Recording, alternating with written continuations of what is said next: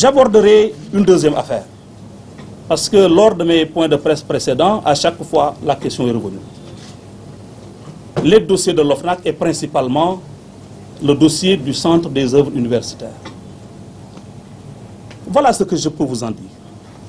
Courant 2015, l'OFNAC a été saisi de dénonciations anonymes relatives à de prétendues malversations au niveau du COUD.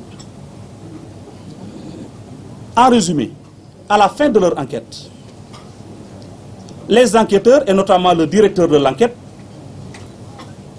a retenu de prétendus détournements sur deux montants essentiellement. Un montant de 127 837 530 francs, qui pour lui pouvait être imputé au commissaire-priseur qui était chargé de vendre le matériel réformé du COUD. Un montant de 82 ou 89 millions selon les pages du rapport, qu'il estime pouvoir être imputé ensemble au directeur de l'époque du COUD, au chef du service de l'approvisionnement et à l'agent comptable du COUD. Je voudrais ici féliciter les efforts des enquêteurs qui ont mené cette mission.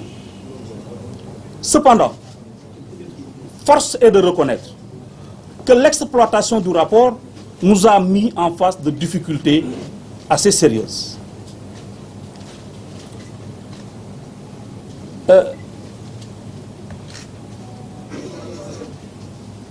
Je vais vous donner lecture, il me semble, utile, de la 11e et dernière page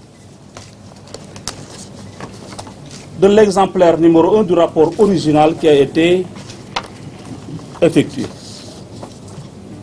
Je peux le faire sur le fondement de l'article 11 du Code de procédure pénale qui stipule. Je vous donne les dispositions de l'article 11.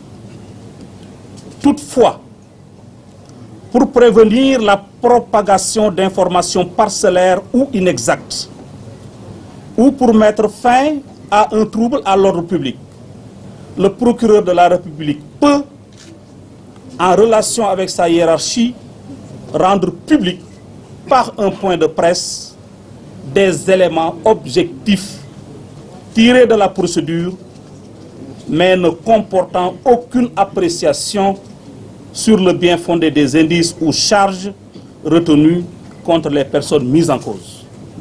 C'est sur le fondement de cet article que je vais vous lire la 11e et dernière page du rapport. L'enquêteur dit, relativement au détournement de 82 millions, il dit que les responsables sont le directeur du COUD, le régisseur chef du service d'approvisionnement et l'agent comptable. Et il situe les responsabilités.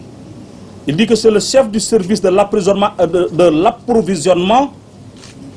a encaissé l'argent auprès de l'agent comptable et a effectué les dépenses. Fin de citation. Vous vous rendez compte qu'à partir du moment où le rapport qui impute des détournements finit par établir que l'argent a été reçu et a été dépensé, il nous semble qu'il y a des choses à préciser. Mais la difficulté ne se situe pas seulement à ce niveau. L'autre difficulté est due au fait que, en matière judiciaire, il y a un principe sacro-saint en matière pénale du contradictoire. Et de ce point de vue, je peux vous affirmer que, en ce qui concerne le montant de 127 millions, la personne sur qui pèse la charge a été entendue, qui a donné ses explications, qui a donné ses arguments qu'il estime devoir produire. Cependant, relativement au montant de 82 millions ou 89 millions selon la page du rapport, Pour ce montant, le directeur de COUD à qui le montant est imputé